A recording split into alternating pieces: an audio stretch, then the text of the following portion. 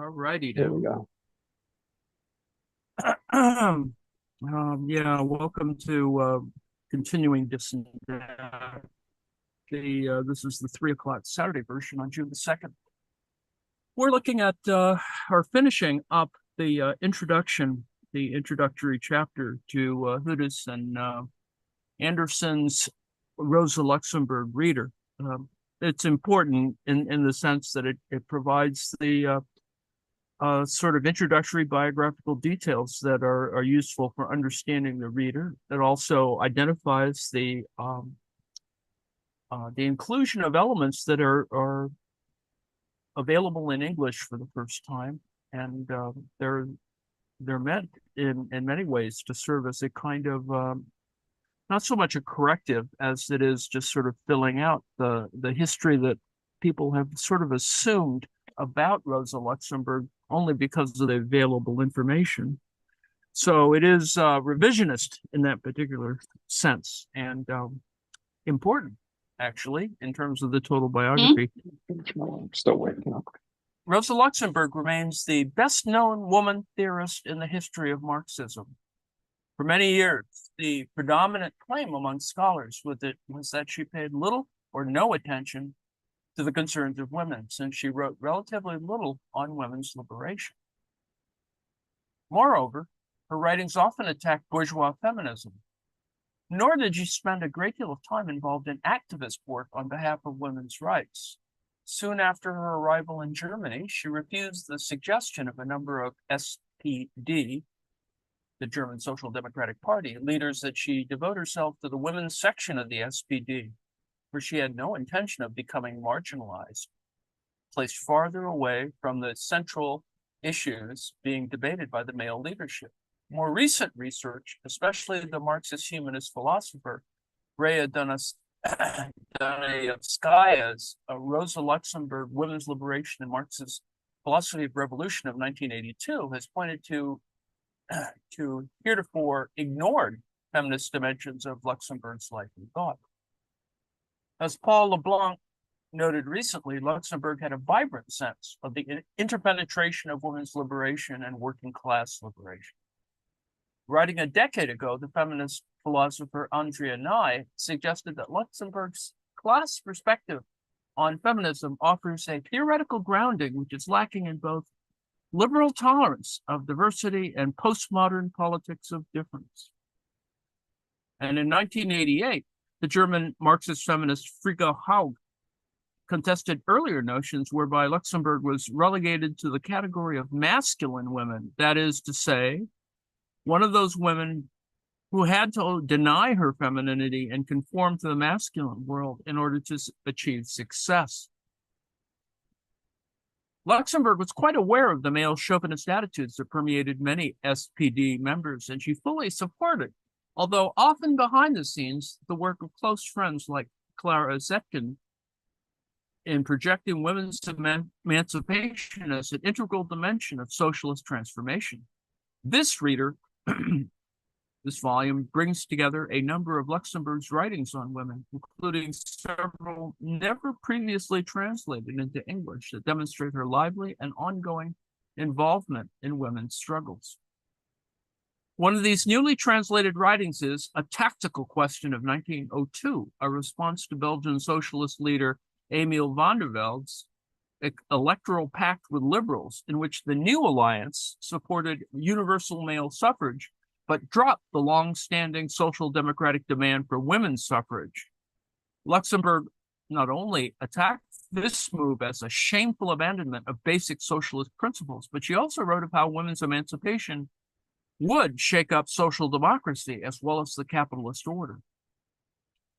She wrote, in social democracy's political and social life as well, a strong, fresh wind would blow in with the political emancipation of women, which would clear out the suffocating air of the current Philistine family life that rubs itself off so unmistakably, even on our party members, workers, and leaders alike. Her disputes with leaders of the Second International over the woman question were not restricted to this episode. In 1907, she addressed the International Socialist Women's Conference, arguing that it should maintain its independent existence from the central headquarters of the Second International in Brussels. In 1912, she also argued for a working-class women's movement, independent of the middle-class German women's organizations, in women's suffrage and class struggle.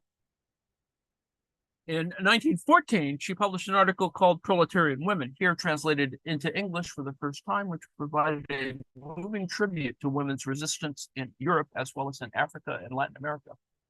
A world of female misery is waiting for relief. The wife of the peasant moans as she nearly collapses under the life's burdens. In German Africa, in the Kalahari Desert, the bones of defenseless Herero women are bleaching in the sun. Those who were hunted down by a band of German soldiers and subjected to a horrific death of hunger and thirst. On the other side of the ocean, in the high cliffs of Putumayo, the death cries of martyred Indian women ignored by the world fade away in the rubber plantations of the international capitalists. Proletarian women, the poorest of the poor, the most disempowered of the disempowered, hurried to join the struggle for the emancipation of women and of humankind from the horrors of capitalist domination.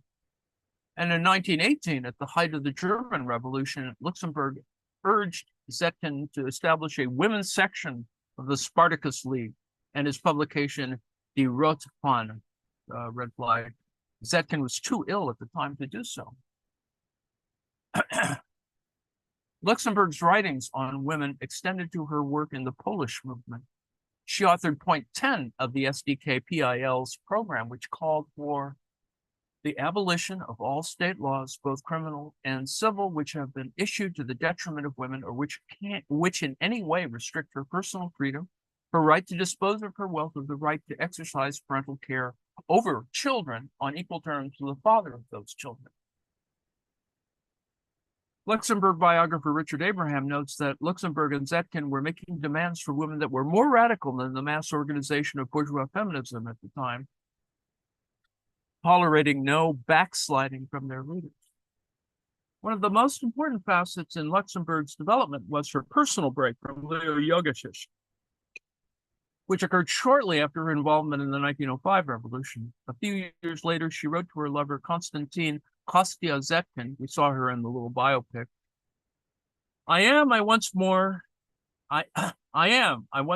since I am free of Leo.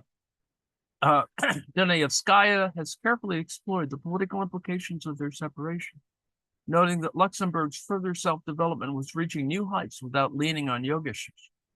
Her greatest intellectual accomplishments occurred after the break, whereas prior to their breakup, Luxemburg had very little in organization, and Jogacic, who was all organization, did not find this to be in any way divisive of their love relationship.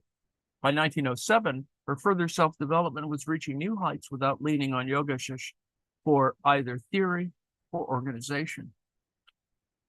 Indeed, one of the most important aspects of Luxemburg's legacy is her distinctive attitude regarding the relationship between spontaneity and organization. As Dunayevskaya also noted, these new developments were missed in Nettle's authoritative biography, where the chapter on 1906 to 1907 was entitled The Lost Years. The feminist poet Adrienne Rich comments as follows on this critique of Nettle. Most biographers of women still fail to recognize that a woman's central relationship can be to her work, even as lovers come and go. Section 4. Luxemburg's dispute with Lenin reveal her overall attitude towards revolutionary organization. Luxemburg greatly admired Lenin, and it was only after her death that the myth was created that they inhabited completely opposite poles on issues of revolution and organization. Nonetheless, her criticisms of Lenin's organizational conceptions have taken on new importance in light of the subsequent history of the radical movement. In her 1904 Organizational Questions of Russian Social Democracy, Luxemburg sharply opposed Lenin's ultra-centralism, arguing that proletarian class consciousness calls for a complete revision of the concept of organization. Lenin's effort to combat opportunism through strict organizational centralism, she held, threatened to stifle spontaneous initiative and democratic deliberation. Opportunism needs to be fought, she said, but not by replicating its organizational methods.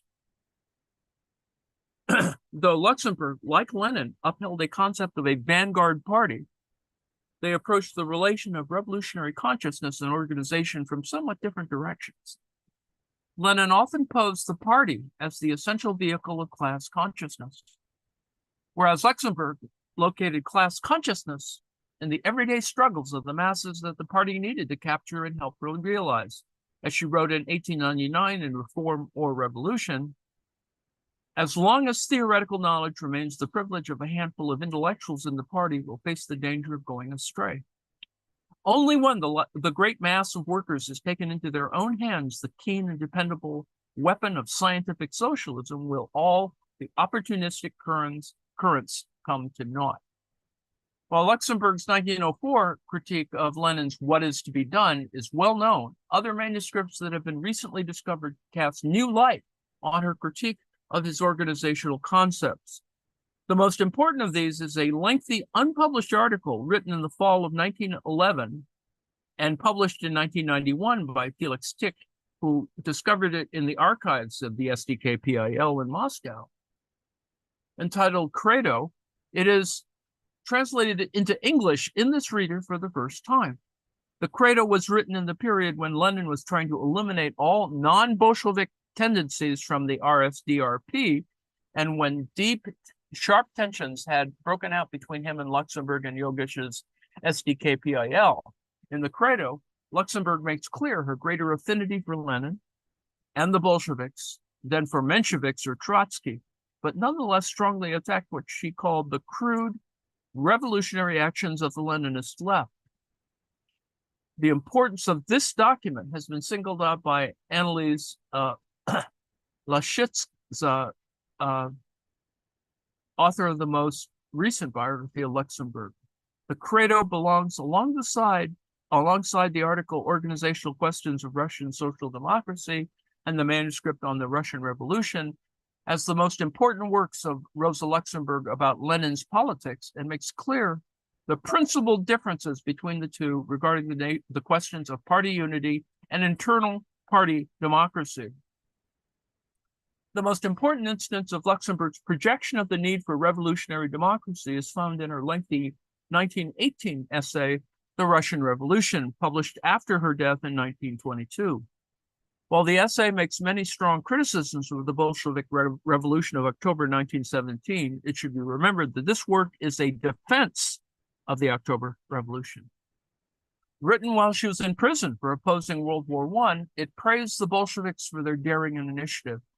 At the same time, however, and it was these points that have drawn the most attention, Luxemburg sharply criticized a number of their policies upon coming to power, from granting land to the peasants and continuing to insist on national self-determination to the dispersal of the Constituent Assembly. Her strongest and most enduring criticism centered on the suppression of revolutionary democracy by Lenin and Trotsky. Luxemburg was deeply concerned that the Bolsheviks' tendency to stifle freedom of speech, press, and association endangered the very movement towards a socialist society. Socialism and democracy, she held, were inextricably linked. One could not be achieved without the other. Moreover, by monopolizing power in a single party, Lenin and Trotsky risked destroying the basis of Russia's revolutionary development. In raising the need for freedom of thought and spontaneous expression after the overthrow of the old regime, she posed some of the most important and difficult questions facing the Marxist movements, such as, what happens after the revolution? What can be done to ensure that a new class or bureaucracy does not take over afterwards? Is it possible for a revolutionary process to continue in permanence so that the transcendence of alienation can be achieved? These questions have taken on much greater force ever since the rise of Stalinist totalitarianism from within the Marxist movement and the later collapse of the Stalinist regimes after decades of repression and terror, developments that Luxemburg herself did not live to witness. It is a testament to Luxemburg's prescience that her critique of the Russian Revolution, posed in such a radically different historical context, nevertheless speaks to a question that is on the minds of millions today. Is there an alternative to both existing capitalism and its bureaucratic totalitarian opponents?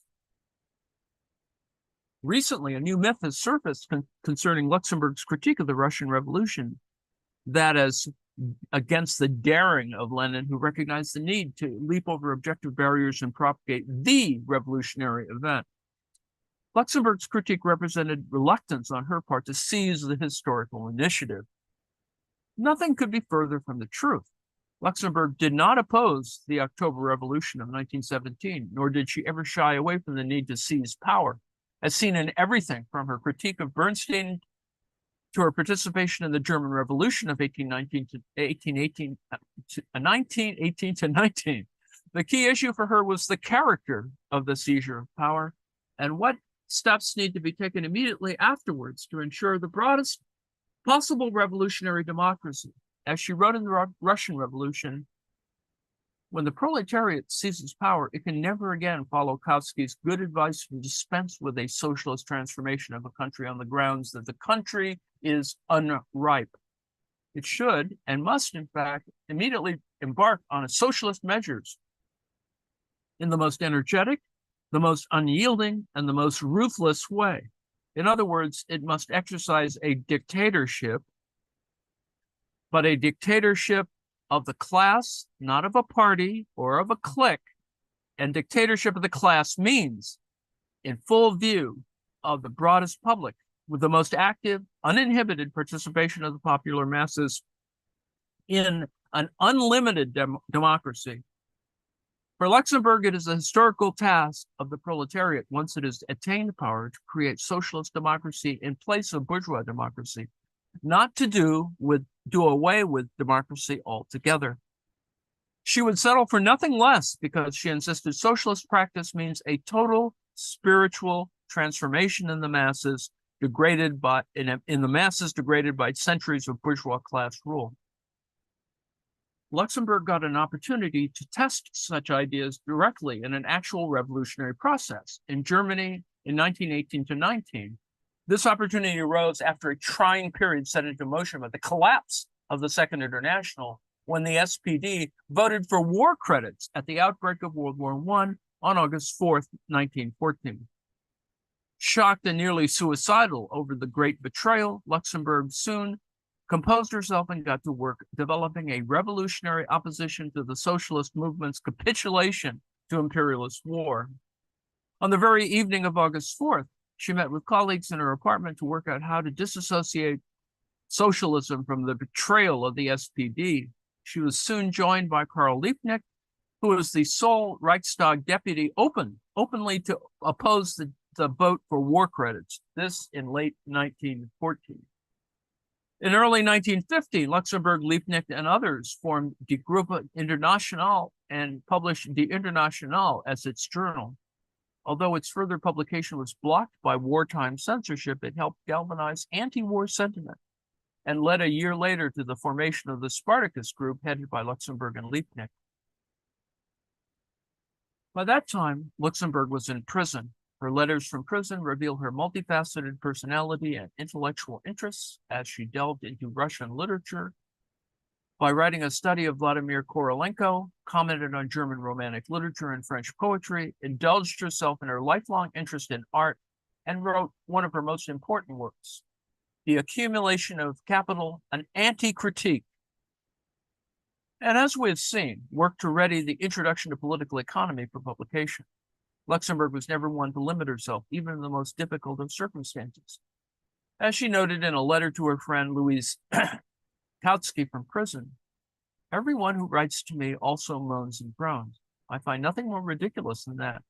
To abandon oneself completely to the woes of the day is altogether incomprehensible and intolerable. A political fighter has even more the need to try to be on top of things. Otherwise, he will sink right up to his ears in every piddling matter. It was also in prison in 1915 that she wrote her great anti-war and anti-militarist manifesto, The Crisis in German Social Democracy, published under the pseudonym of Unius, and known since then as the Unius pamphlet. Smuggled out of prison and issued as a pamphlet in 1916, its scathing indictment of the SPD and the Second International acted as a powerful prod to revolutionary regrouping.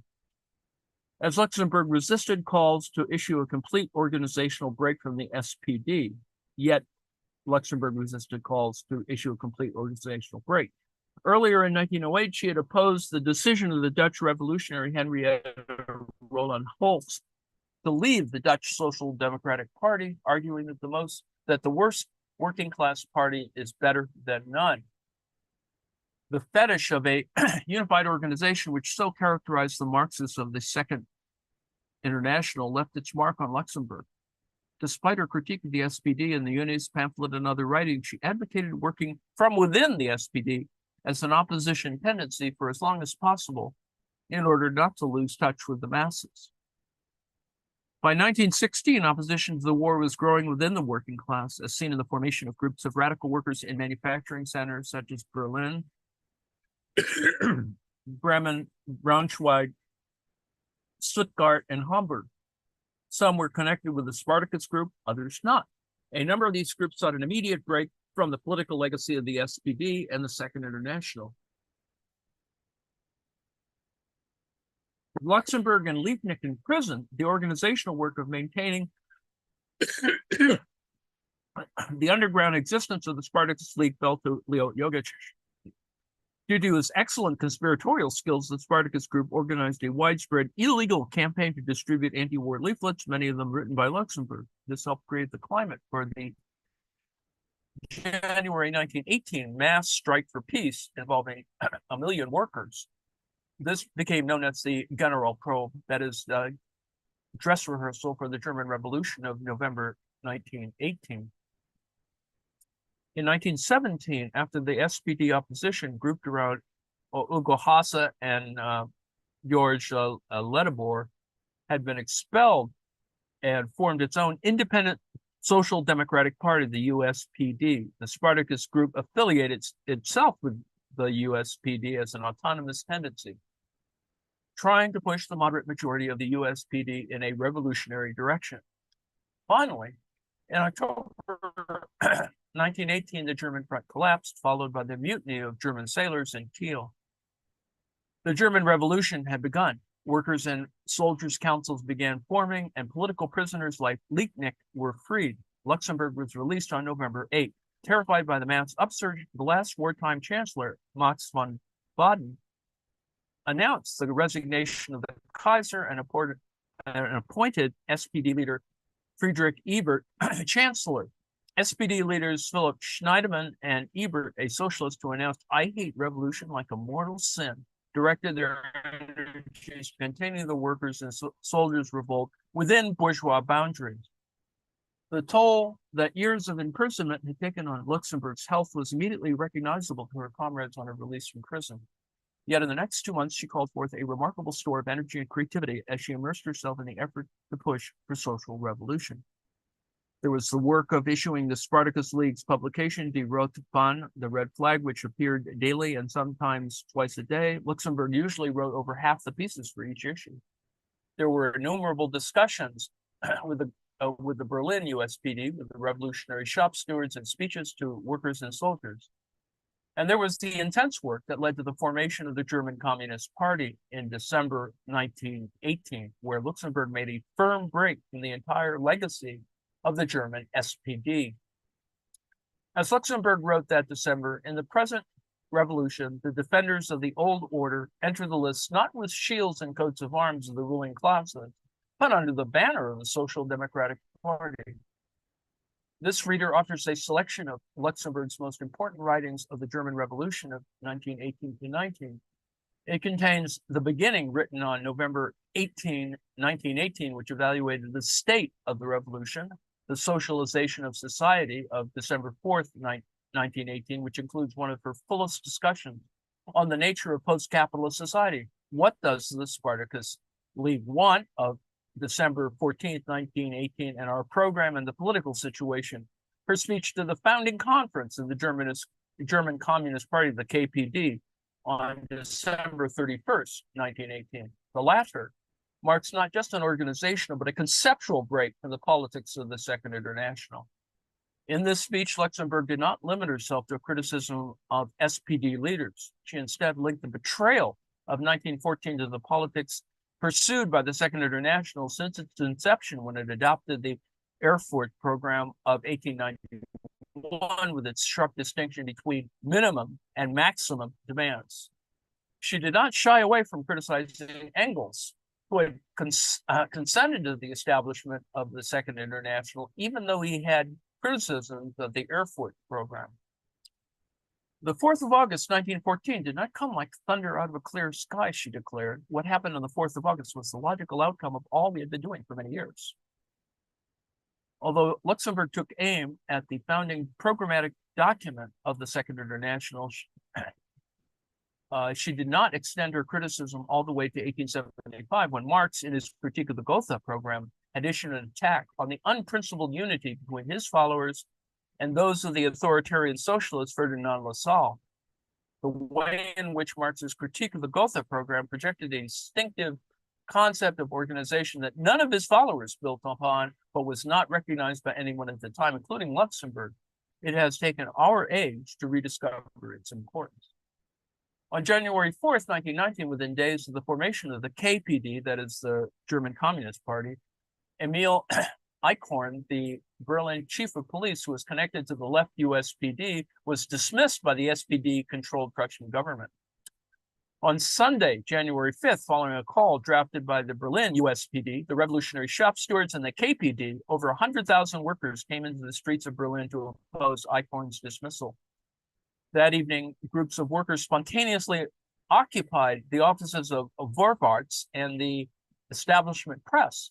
Surprised by the unexpectedly large turnout and the revolutionary mood of the participants, a revolutionary committee was quickly formed by the Berlin USPD, the revolutionary shop stewards, as well as Liebknecht and Wilhelm Pike of the KPD.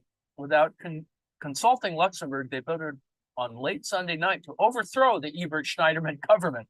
The next day, on January 6th, the movement against the government appeared even stronger when over 500,000 workers marched in Berlin. It was the largest working class demonstration in the history of Germany, but the soldiers in the Berlin barracks did not join the uprising, and many in the factories supported unity among the different socialist parties. The complex and confusing turn of events over the next several days cannot be detailed here. There's little doubt that Luxemburg considered the call for an insurrection to be premature. The KPD, the Communist Party, was still a small and fledgling organization. It was not clear that the revolutionaries could count on the support of the workers and soldiers' councils, let alone the peasantry. Yet recent research by scholars such as Ottokar Luban has challenged the long-held contention that Luxemburg was fundamentally reluctant to participate in what came to be known as the Spartacus Uprising. Neither Rosa Luxemburg nor other leaders of either the KPD and USPD planned this uprising, as the SPD and others claimed at the time. But on January 7th, after Luxemburg saw the huge crowds of workers in the streets demanding the dismissal of Ebert Schneiderman government, she called for the occupation of all positions of power in Die Rote Fahne, the red flag. And a day later, she termed the overthrow of the Ebert Schneiderman government a necessary objective. Though Luxemburg was aware that the balance of forces did not favor the revolutionaries, she refused to oppose the uprising on the grounds that once in motion, a revolutionary development will not turn backward. The masses were clearly in the streets, and she felt it was incumbent upon revolutionaries to do all they could to make the best of the fight. The revolutionaries' failure to gain the support of the Berlin Workers and Soldiers Councils and troops from the People's Naval Division helped to doom the uprising. Government forces went on the offensive and crushed it. Luxemburg and Liebknecht were forced into hiding as the SPD issued not-so-veiled calls for their heads. Though some advised her to leave Berlin, Luxemburg refused to do so. She was arrested along with Liebknecht on January 15th by members of the Freikorps, forerunners of the Nazis who had been armed by the government, and both were brutally murdered the same day. Luxemburg's disfigured body was not discovered for months afterward. The era in which Rosa Luxemburg lived and worked is certainly one removed from our own, not only historically, but also conceptually. She died before seeing the transformation of the Russian Revolution into a full full-fledged totalitarian society, let alone its collapse. She did not live to see anti-imperialist revolutions in Africa, Asia, and Latin America. She also died before the publication of an array of Marx's writings, which enabled later generations to gain a much deeper understanding of the breadth and depth of his thought. The discovery of his economic and philosophic manuscripts of 1844, the Grundrisse, and the writings from his last decade on technologically developed societies all lay in the future. Yet, in spite of the historical and conceptual limitations of the time in which she lived, Rosa Luxemburg developed a concept of revolution and freedom that speaks to us today, despite our radically different circumstances. Her visionary commitment to socialist democracy and human liberation, and her virulent opposition to bureaucracy, excessive ventralism, and elitism offer a permanent challenge to those who would narrow the struggle against capitalism to piecemeal reforms or unprincipled compromises with reactionary tendencies. Her work speaks to the need for a deeper form of democracy, a socialist government grounded in a humanist outlook, free of both authoritarianism and the claim that any attempt to go beyond the narrow horizons of capitalist democracy will necessarily end in chaos or totalitarianism. Moreover, her critique of war and imperialism continues to resonate, as does her deep identification with those who suffer under the domination of global capitalism, from working class women to those subjected to the barbarism of colonial rule. Given our situation today, this is 2004, we cannot have a bad break between the generations, at least when it comes to absorbing and rethinking the contributions of so historic a figure as Rosa Luxemburg. In this sense, the final words that we have from her pen ring as loudly today as when she wrote them. I was, I am, I shall be. Okay, that brings us to the end of the entry since Rosa Luxemburg reader. If there are any questions, brickbats, etc., please share them. Let me look at the. Yes, MAGA as unprincipled unity. Indeed.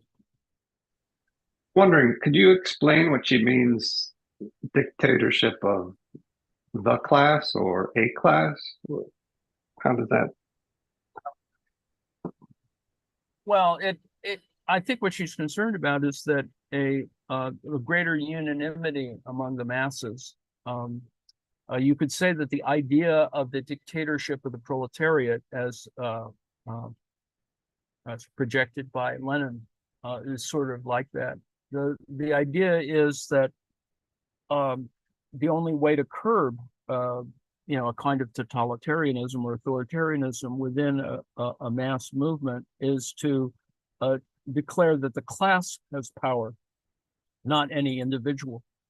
And the problem is that the dictatorship of the proletariat has been misread, needless to say. Stalinism, I think, could be one argument that this idea of a dictatorship of the proletariat has been misread, and that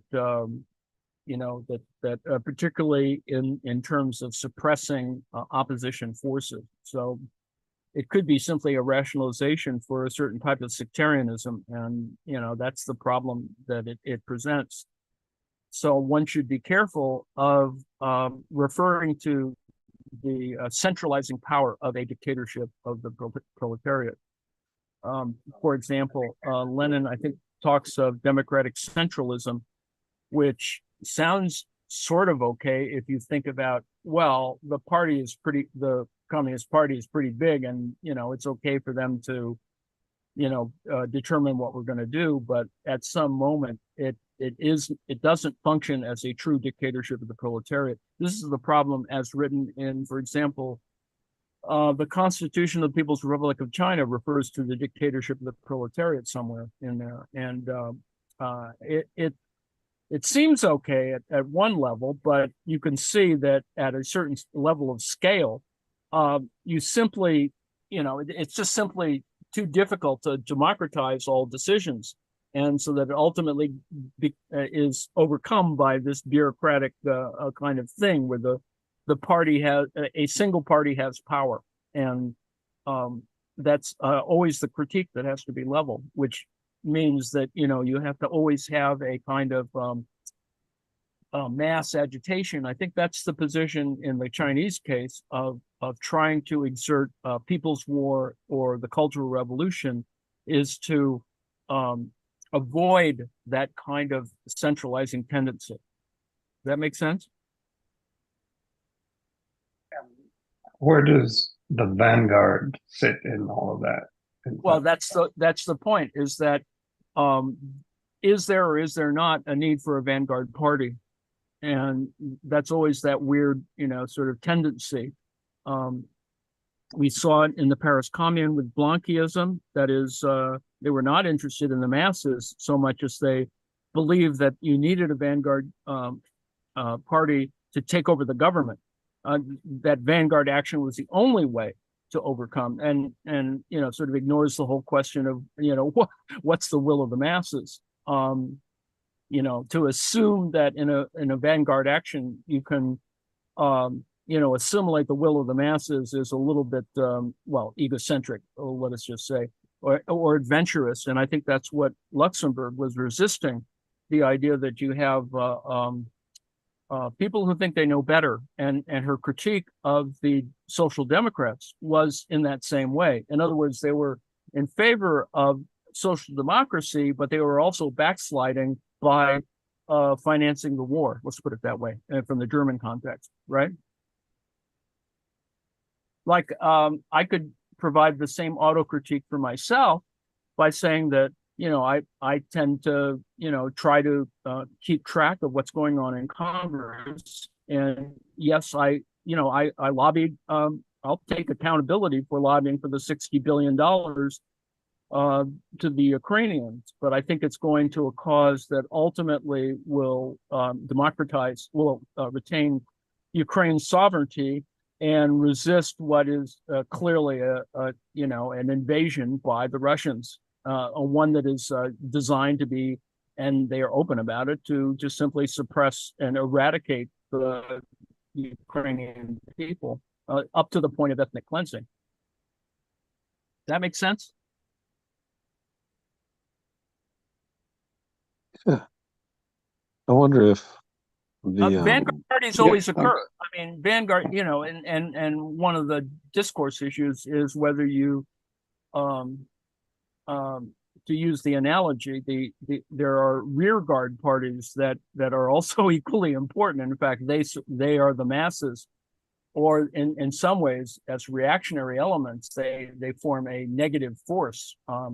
You could say in the American democracy, the Oath Keepers and the Proud Boys are these kinds of rear guard, vanguards of one kind or another, totally misreading, what democracy is or means. I'm sorry. Does this make any sense at all? Yes. John, you were I intervening. think that was Larry. Oh, Larry? yeah, I was trying to understand. Yeah, it makes sense. I was wondering if, would a vanguard party have helped in that moment when, the workers and I guess the military didn't Yes. meet with it. Right. And the ultimate problem was, of course, is a question of numbers, whether the soldiers' councils, that is the left-leaning organizations of soldiers, was, I don't know what the numbers are, but I assume that they were outnumbered by the regular army. Ultimately, it's still about the army.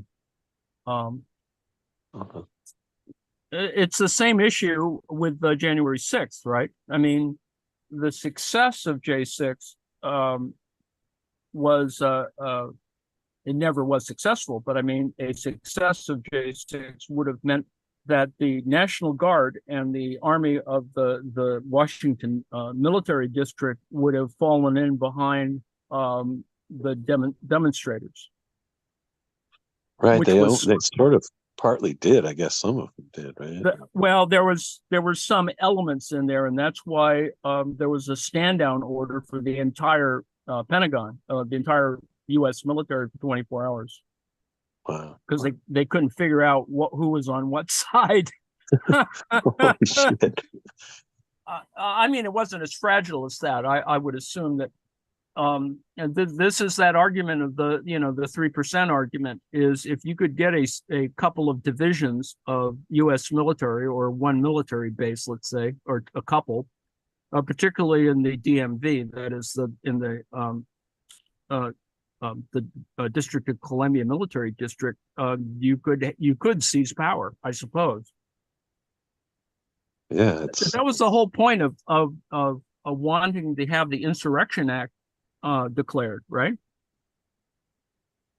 all right. Recall Yeah, the whole yeah. plan. The whole plan was to reach a point of chaos such that because the votes would have to be thrown back to the states and blah blah blah. And so Trump was supposed to, he's a chicken shit. Should have declared the Insurrection Act. And had a cadre of Secret Service agents sort of disappear Mike Pence, right? I mean, that was all in place, actually. It's just that some people chickened out, I guess. Yeah, it reminds me of like Georgia, where there was, it came down to like one or two Republicans that, had principles. Oh, yeah, absolutely. Absolutely. There's some people who they stood at the gates. I mean, it not that it was that, risky or whatever that democracy was totally in trouble, but you could see that there were certain elements there. The element where it was pretty clear that some people were working within to have minimal barriers around the Capitol, right? The crowd easily overcame a very poorly staffed protection of the barriers to the Capitol. Right? They only had these little these little barriers, and you have 10,000 people, coming at you. I mean, it was interesting. Go ahead. There was another January 6th back then, Yes. A little bit different, but I would assert that, and it's just a guess, but it's worth investigating, that one of the suicides of the Capitol Police was someone who was on the, protesters' side. right, yeah, that makes sense. I mean, it was just curious that, a couple of people, I mean, it was very stressful, of course, and truly like a military thing of PTSD, et cetera. But to have two suicides, one in the Metropolitan Police and one in the Capitol Police, that never get talked about very much. It would just be sort of interesting to find out what was going on there. Yeah. Well, going back a little bit to this critique of Rosa's, I guess, feminism or something like that. I was, with like white supremacy, if you're going at colonialism or saying socialism is the way, then you're kind of, you're just by virtue of that, you're against white supremacy, but you're not necessarily against male supremacy, right? Oh yeah, yeah, of course. And so but you can see like, those sectarian issues that verge into identity questions. That is, this argument that Rosa Luxemburg wasn't sufficiently feminist enough. That those are still interesting problems. Right. Yeah. Still. And she had to, encounter that then, right? Oh, exactly. It was even worse, right? Exactly. Yeah. And it isn't until we discover other writings that we see, well, it wasn't all as, cut and dry as her being a male identified, woman, whatever, feminist. Right. Yeah. Yeah. You get into the subtleties of it and you're like, oh, yeah, of course. But it is a continuing argument. I mean, it is that people begin to draw lines at various specific places on the issue of that. This is the problem of intersectionality, is that from a materialist point of view, you go, well, you've got all these, subcategories, but, what's the real point? It's still capitalism that's screwing everything up. Yeah, well, she made that comment, something about like they're stuck to the family kind of thing. Yeah, exactly. Was that a hint that? Well, it was about the patriarchy. I mean, I think she understood that. Yeah. Wow, must have been tough. Well, and she, was male identified in the sense that her sexuality seems to be, straight, whatever.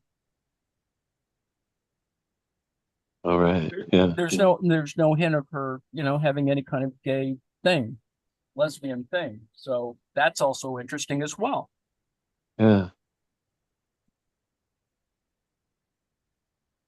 Wow, what a complicated character. And if she was bisexual or whatever, it would be interesting to see whether she acknowledged that and didn't want to marginalize herself further in that particular context.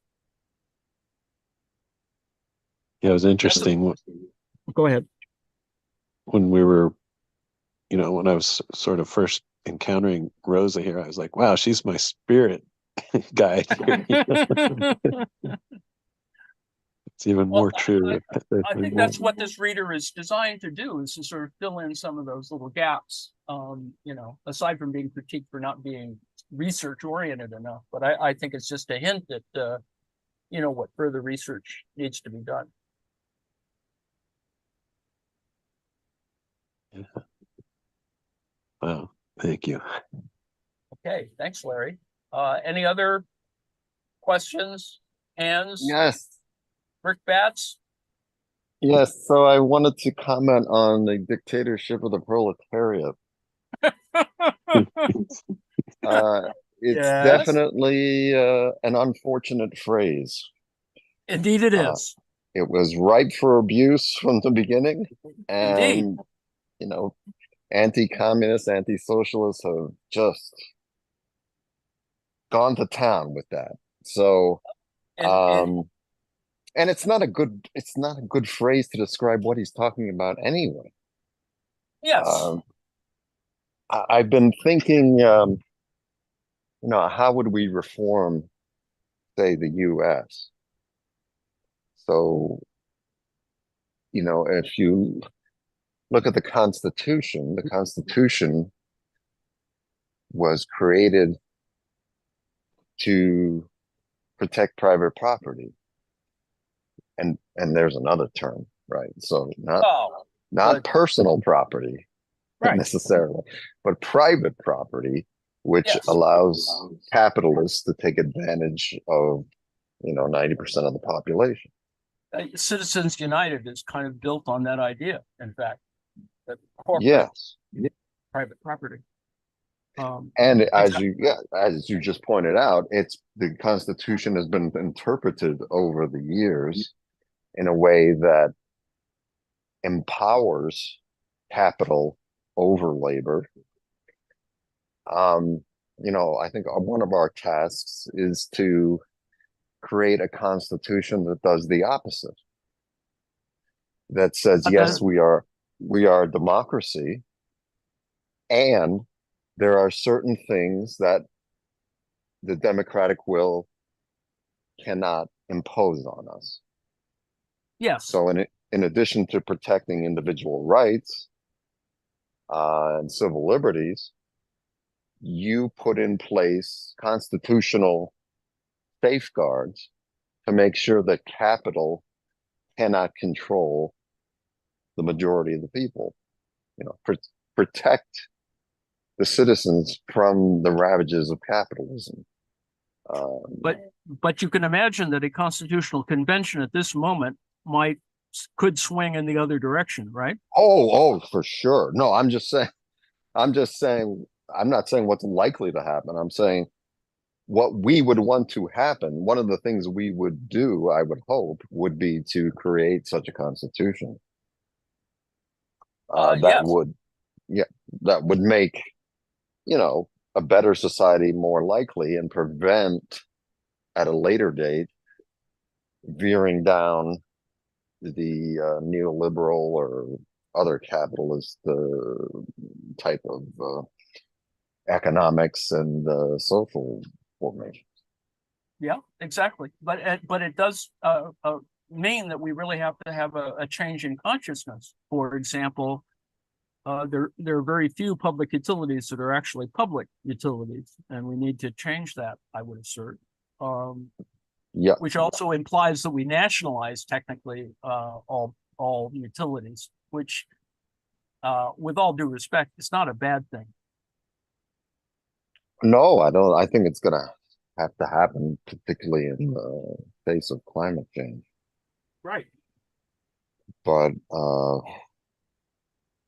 yeah, so the reason why I mentioned that in connection with the dictatorship of the proletariat is that I think, that's what Marx wanted to happen, is that, the working class would create a society that served the interest of the working class, and there wouldn't be a capitalist class. And to do that, they're not going to say, "Oh, you got us. We're on our way. Yeah, but you can take our wealth and do whatever you want." No, that's not going to happen. It's not going to just, a vote is not going to accomplish that. So, that I think that's what he was talking about. And then going forward, you put these guardrails into the founding document of the society that says, you can't do these things that abuse people. No. That's Was why they're, was that a no yes or a no? Yes, no, I agree. It's to rethink, what our Bill of Rights means, what the power of the federal government is over the states, No. And certain budgetary issues about, that the way in which money is spent, etc. So, on the one hand, you could urge, like libertarians, that you have a minimal centralized state that only does certain things like defense, but that doesn't really quite solve the democracy issue. No. And like libertarians, the libertarians' first point is to keep all your shit. It's to, it's about private property ultimately. It's reinforcing that notion. I think libertarians pretend to be in favor of democracy, but if you look at the implications of their ideology and their policies, it's anti-democratic. Right. You got to, people shouldn't come and take my shit from me. Yeah. Those guys never are looking at how they fit into the world, right? No, they want to just keep their shit. That's the deal. Don't come for my stuff. Yeah. Or else. I mean, they want to basically, for those who think libertarianism is an avenue to freedom for everyone, they what was the point I was going to make? As opposed to the people who really know where libertarianism is going to go. The people who are true believers in libertarianism as a construct for freedom and liberty, they don't realize that democracy will be crushed by the policies that they say they believe in. Yep. Their brightest lights are essentially people who still want to keep their stuff. You've got the Teal and the venture capitalists. They don't want to democratize anything. Oh no, they are in the business of de-democratizing. Yep. Our country and it makes them, subject to a lot of temptation by people who would like authoritarian things, control of authoritarian things. Just for one day. Just for one day, Professor Andrew. Well, that's the kind of message, in fact, that Trump has this way of doing, trying to find the middle, but it's not really a middle, but it's his middle, whatever. I also am going to redefine what the day is. Change the But calendar. but I don't want to share my toothbrush. Oh God.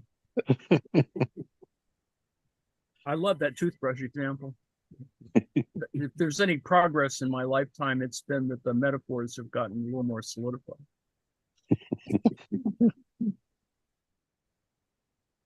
Okie doke. I guess we're coming to the. Let me thank everyone for their attention on this as we achieve 4 o'clock, and we can move on to other matters. Joe, you can shut down the. Suppose I could do it as well. Thank you.